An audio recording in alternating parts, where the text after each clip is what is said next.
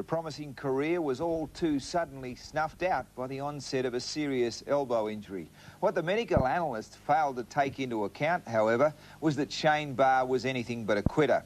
With his right elbow beyond repair, he transferred the racket to his left hand and learned to play the game again. As Karen Pratt discovered, the learning process is complete, and after 5 years in the wasteland, Shane Barr is back.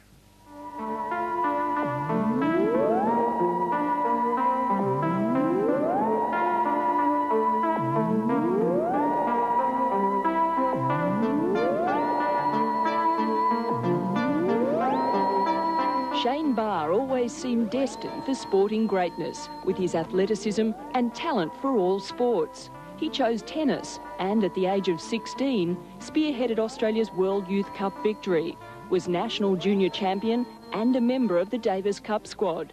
His billing was the next great hope for Aussie tennis when this story was done in 1986. So where will you be, 5 years from now, do you think? Well, hopefully I'll be in the top 10 if I can. Hopefully '1 if I can make it that far. It's 5 years on now, and the sweet dreams have soured. The awesome athleticism is still there. 6'5", 90 kilos, and superbly fit. But instead of being in the world's top 10, he's unranked and largely forgotten. 12 months ago, doctors said his right elbow joint was so badly damaged he shouldn't play again. So Barr decided there and then to change hands, to plan a return to the circuit left-handed. Did people treat it like the impossible dream at first? Yeah, and they still do. People that haven't seen me, I walk up to and they say, "Oh, what are you doing with yourself now?" I say, "Oh, I'm playing left-handed." I think, "Oh, yeah, what are you doing? Really doing?" So yeah, I'm practicing to try and come back on the circuit, and the first reaction is to laugh. They think it's a joke first off, but once they see me play, they kind of realise that there's a bit of a chance there. Perfect. Now Barr makes it look easy. But imagine swapping hands to right, to do tasks with your unnatural hand. It's almost impossible. And for Shane, this incredibly high standard of tennis has only been achieved through frustratingly hard work. Well, it's just like being a beginner again, but you've got all this knowledge stored up in your head about being able to play at world standard level, and you come out and you change hands and you're like a hacker, a person that can't hit 2 over in the row. A lot of rackets went over the fence and a lot of balls went into the creek. Yeah, terribly difficult. Frustration mainly, and being uncoordinated with that hand. You wouldn't know it now? No, not now. No, he's done a remarkable job. As a right-hander, Barr was tagged a great natural talent, an exciting player with wins over Darren Cahill, Wally Masur, Jim Courier and Dave Wheaton. Expectations were dangerously high for the then teenager. Every time I went out there to play, I felt it was not only me, it was my family, it was Australian tennis, and Australian public. It was all, I was playing for everybody, so it kind of put too much pressure on me, and probably I put too much pressure on myself. This time he aims to keep things low-key as he tries to make his new dream reality. I'd really like to play some of the majors, like Australian Open and Wimbledon again. I'd like to kind of be the first player to play right-handed, then come back and play left-handed in one of the major tournaments. Yep, front, shot. He's inspired in this by his longtime mate and doubles partner since the age of 11, fellow Queenslander Brian Rowe. He's making a comeback of a different sort, to health.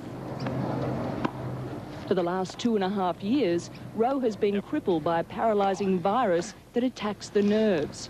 He spent a week in intensive care, 6 months in a wheelchair, time on crutches, and now his rehabilitation continues on court, trying to regain movement in his legs. We're both starting a long trek uphill at the moment, but hopefully if we keep on step by step, take step by step, we'll make it to the top. At the 1988 Australian Open, Rowe extended Ivan Lendl to 5 sets in a stirring performance. Oh yes, it's in! Sensational stuff from Brian Rowe. Just out of school, it was to be the start of a professional tennis career, joining his mate Shane on tour. Instead, he hasn't played a tournament since. Do you ever think back to that match or look at it? No, I never look at it, but it's I've got it implanted in my mind. Like, I've always visualised myself that night playing, and because it was a good confidence booster for me in that, like, matching it with the best player in the world at 18. I know that I could hopefully get a future out of this sport. Memories of the Lendl match keep him going, hoping that his nerves will regenerate. At the same time, he's inspiring Shane in his rehabilitation as a lefty. I think it's an amazing achievement, really. It's just to, like, train his brain and playing totally opposite to how he's used to through the last 19 years or so. You have to have a certain talent to be dedicated, and you've got to be very persistent, and that's what he's got, and he's very, very proud to know him. It's unbelievable timing at the moment, because we're both trying to build back up, me playing left-handed and him trying to get his strength back in his legs. So the way things have worked out is perfect for both of us, really, because we got someone to go through it with. It's quite amazing that two people that were as good as mates as what they are, that they could have two the biggest disadvantages that you could run into in their chosen sport. One with a crippling virus and the other one with his arm that he can no longer use.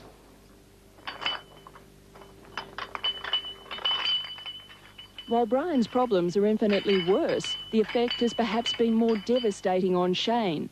After all, he was the golden boy of Aussie tennis before injury forced him to start all over again. And that's been difficult to cope with. A couple of times I've been really depressed and thought about driving off the bridge into the water, but... Seriously? Pretty seriously, yeah. I've thought of a couple of times. But his parents helped drag him out of the depression, and he realised he was lucky to have what he's got. Shane even dreams left-handed now and prefers not to look at photos or videos of the past. He's looking forward to a future in tennis, one that hopefully will include his mate Brian.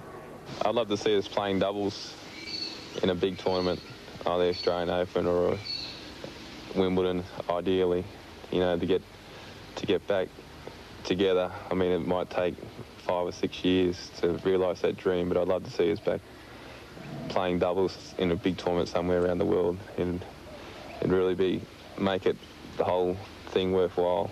My legs are the only problem at the moment. I have hitting the ball as good as I ever have.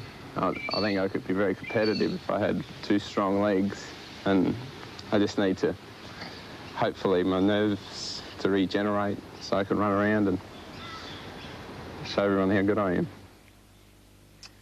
God, that's a remarkable story, isn't it, Maxie? That not wanting to look back to the past. I mean, it's very important what you do upstairs in that video cassette recorder.